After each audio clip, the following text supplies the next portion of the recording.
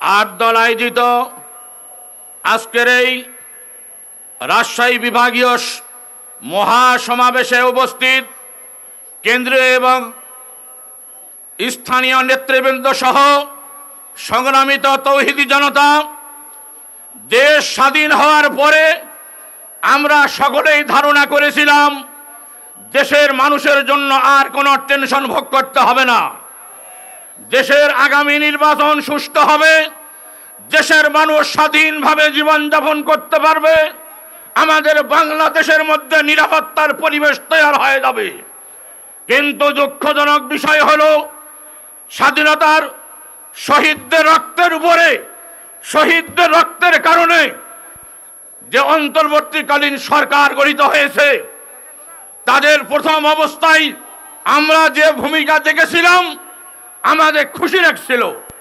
পরবর্তীতে দেশ বিরোধী ষড়যন্ত্রকারী, দেশি এবং বিদেশি ষড়যন্ত্রকারী, ফাঁসিবাদকে আবার প্রতিষ্ঠিত করার জন্য যারা দেশের মধ্যে ষড়যন্ত্র চালাচ্ছে, এই সরকার তাদের কথাকেই প্রাধান্য দিচ্ছে।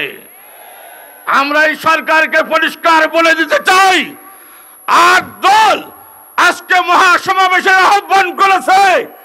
এই 8 দলের সমর্থিত বাংলাদেশের লক্ষ কোটি জনতা বাংলাদেশে ঘর জামায় আসে নাই। এরা বাংলাদেশের মানুষ এই তৌহিদি জনতার কথা অনুযায়ী নির্বাচন বাস্তবায়ন করতে হবে। এই 8 দলীয় জোটের সিদ্ধান্ত অনুযায়ী নির্বাচনের আগে গণভোট দিতে হবে। যদি ষড়যন্ত্র বাস্তবায়ন করার চেষ্টা করা হয়, ফাঁসিবাদ প্রতিষ্ঠা করতে চায়, আবার তাদের ষড়যন্ত্র যদি বাস্তবায়ন করার চেষ্টা করতে হয়, পরিস্থিতি বাংলাদেশের ভয়াবহ হবে। আমি 4 দলীয় জোটের তৃণমূল থেকে আরম্ভ করে নিয়ে হাইকমান্ড পর্যন্ত সকলের কাছে অনুরোধ করবো, উদাত্ত আহ্বান জানাবো, কোন ফাঁকে যেন ষড়যন্ত্রকারী প্রবেশ করতে না পারে। চিহ্নিত করতে হবে ষড়যন্ত্রকারী যে কেউ হোক, বা যদি ষড়যন্ত্র করতে যায় লাঠি পিটা করে পাতা ছাল উঠাই দিতে হবে। বাংলাদেশে কোন ষড়যন্ত্রকারীকে ষড়যন্ত্র করতে দেওয়া হবে না, হবে না, হবে না। ওমা আইনাল বালাগ। আসসালামু আলাইকুম রহমতুল্লাহ।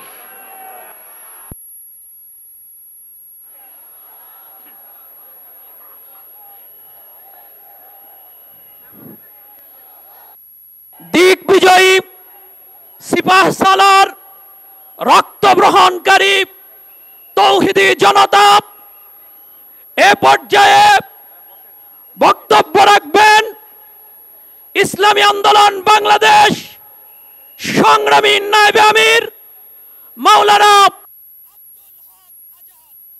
বক্তব্য রাখবেন মাওলানা আব্দুল হক আজাদ। নারায়ে তাকবীর, নারায়ে তাকবীর। 8 দল জিন্দাবাদ, জিন্দাবাদ। নারায়ে তাকবীর। আসসালামু আলাইকুম ওয়া রাহমাতুল্লাহি ওয়া বারাকাতুহু। 8 দল বিভাগীয় সভা কর্তৃক আয়োজিত উদ্যোগকারী মহাসমাবেশের সভাপতি, 8 দলের কেন্দ্রীয় নেতৃবৃন্দ এবং স্থানীয় নেতৃবৃন্দ, আমি সংক্ষেপে কয়েকটি কথা আপনাদের সামনে উপস্থাপন করার চেষ্টা করব।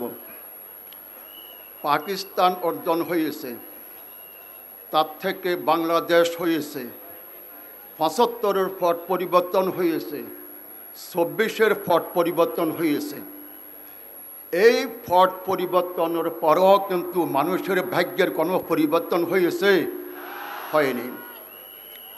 প্রত্যেকটি আন্দোলন, সংগ্রাম, অভ্যুত্থানের পিছনে 2টি কারণ থাকে। একটি হচ্ছে প্রতিপক্ষকে ঘায়েল করা, পরাজিত করা। 47 সালে পরাজিত করা হয়েছে প্রতিপক্ষকে, 71 সালে পরাজিত করা হয়েছে, 75 সালে পরাজিত করা হয়েছে প্রতিপক্ষকে, এবং 26শে জুলাইও পরাজিত করা হয়েছে। এটা হচ্ছে আন্দোলন সংগ্রামের প্রথম উদ্দেশ্য। দ্বিতীয় উদ্দেশ্য হচ্ছে যে উদ্দেশ্যে আন্দোলন সংগ্রাম করা হয়েছে সেই উদ্দেশ্য বাস্তবায়ন করা, সেটা সমাজে প্রতিষ্ঠিত করা। দুঃখজনক হলো সত্য, আমরা প্রথম উদ্দেশ্য হাসিল করেছি, দ্বিতীয় উদ্দেশ্য আমাদের হাসিল হয়নি। পাকিস্তান অর্জন হয়েছে, মানুষের ভাগ্যের পরিবর্তন হয়নি। 71 সালে দেশ স্বাধীন হয়েছে, মানুষের ভাগ্যের পরিবর্তন হয়নি। এর কারণটা কি? দুটি কারণ। একটি হচ্ছে যারা দেশ শাসন করেছে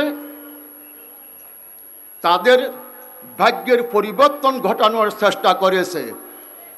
তারা ছিল দেশের মধ্যে এমন শাসক, কর্তৃত্ববাদী এবং একনায়কতন্ত্র শাসক ছিল, তারা মানুষের ভাগ্যের পরিবর্তনের চেষ্টা করেনি।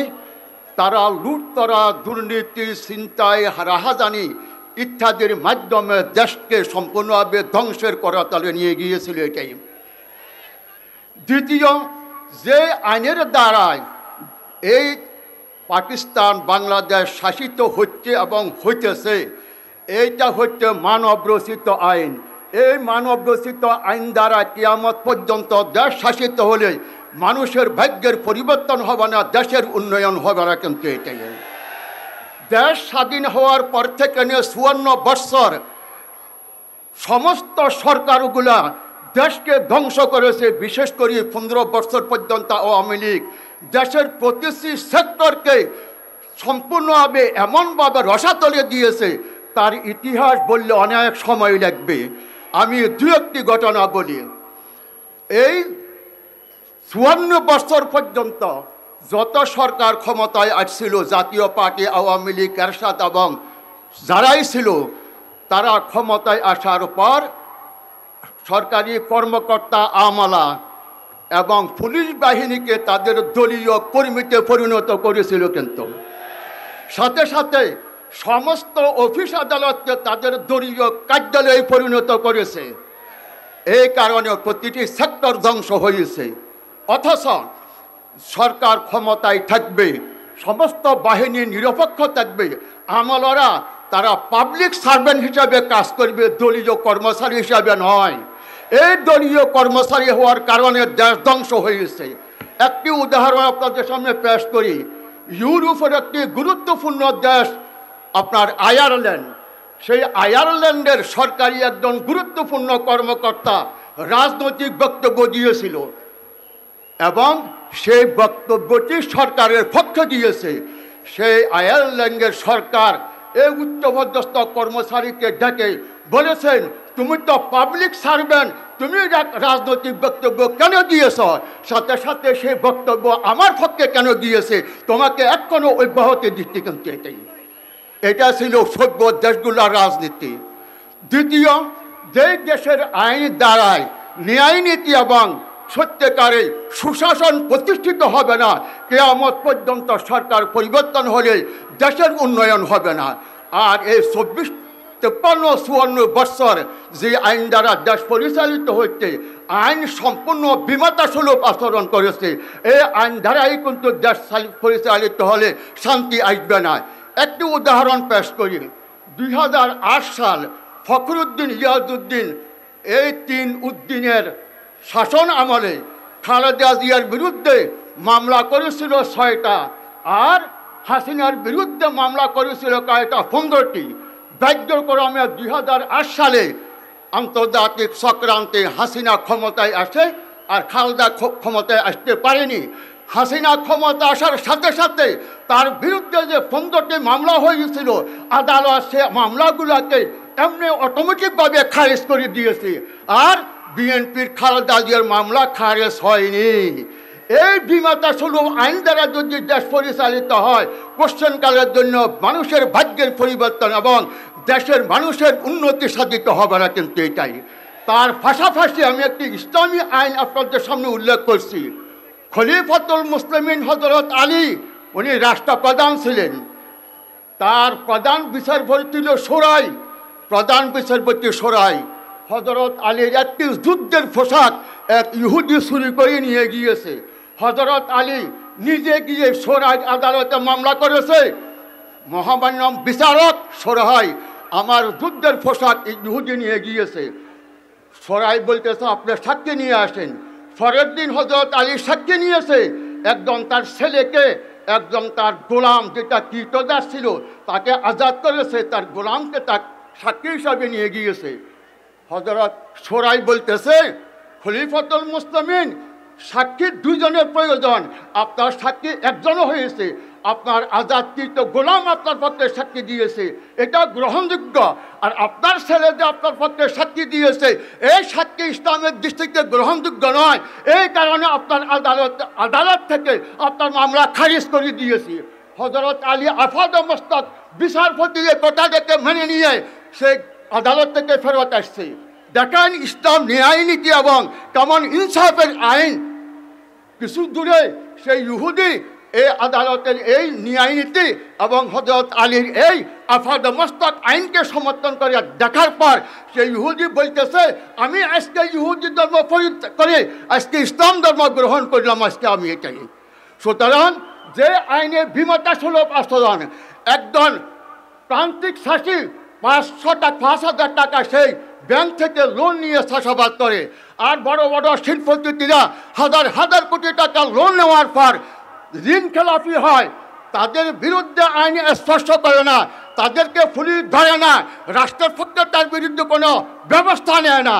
আর প্রান্তিক শাসীরা যখন নাকি 5,000 টাকা লোন নিয়ে ঠিক মতো কিস্তি পরিশোধ করতে না পারে, কৃষকের হাতের মধ্যে দান্ডা বেঁধে দিয়ে তাদেরকে জেলে ফাটানো হয়। হাজারে হাজারে কোটি টাকা যারা লোন নিয়েছে তাদেরকে আইন স্পর্শ করে না, কিন্তু এটাই। সুতরাং এই বিমতা সুলভ আইন দিয়ে দেশ যদি চলে কিয়ামত পর্যন্ত দেশের শান্তি আসবে না, কিন্তু এটাই। আমি আজ দু একটি কথা বলে শেষ করি যে আওয়ামী লীগ দেশকে কীভাবে ধ্বংস করেছে এটার বিস্তারিত বয়ান কিন্তু ঘন্টা ঘন্টা সময় লাগবে। একটি উদাহরণ পেশ করছি আমি।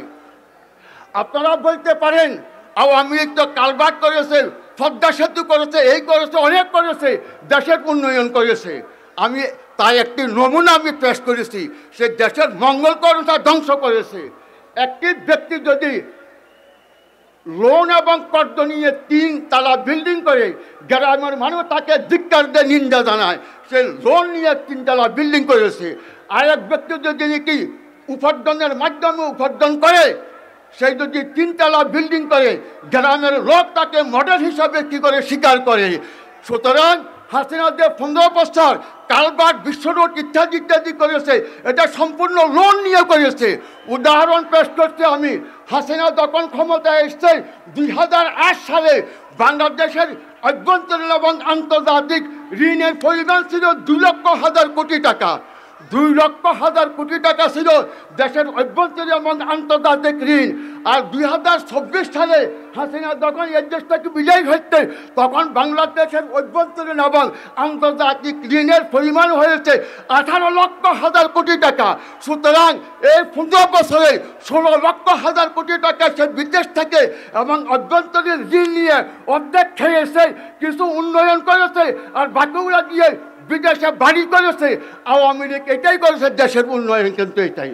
সুতরাং এই কথাগুলো আপনারা বলবেন দেশের উন্নয়ন বলে কিছু হয়নি, দেশের উন্নয়ন বলতে কিছু হয়নি। এই জন্যই যারা দেশ শাসন করবে তাদের নৈতিক চরিত্র পরিবর্তন হতে হবে, আল্লাহর ভয় তাদের অন্তর সৃষ্টি হতে হবে। এর জন্য আমরা বলি খোদাবিরু লোকের শাসন ছাড়া দেশের ভাগ্যের পরিবর্তন হবে না। সাথে সাথে যে আইনের দ্বারা দেশ পরিচালিত হবে সে আইনকে সম্পূর্ণ পদদলিত করে ইসলামী আইন দিয়ে আমরা দেশ পরিচালনা করব। আল্লাহর আইন নয়, ইসলামের আইন। আল্লাহর আইন বললে সেখানে কোরআন, হাদিস, ইজমা এবং কিয়াস বাদ করে। এর জন্য আমরা ইসলামী আইন খোদাবিরু লোকের শাসন দিয়ে দেশ পরিচালনা করার জন্য আব্দলীয় জোট আজকে গঠিত হয়েছে। গ্রামে গঞ্জে নিজের পরিবার, আত্মীয় স্বজন সবাইকে নিয়ে আপনারা সামনে আব্দলীয় জোটকে বিজয়ী করে সত্যিকারের দেশের পরিবর্তনের জন্য, ইনসাফ প্রতিষ্ঠার জন্য সহযোগিতা করবেন। এই আহ্বান দ্বারা আমার বক্তব্য শেষ করছি। আসসালামু আলাইকুম।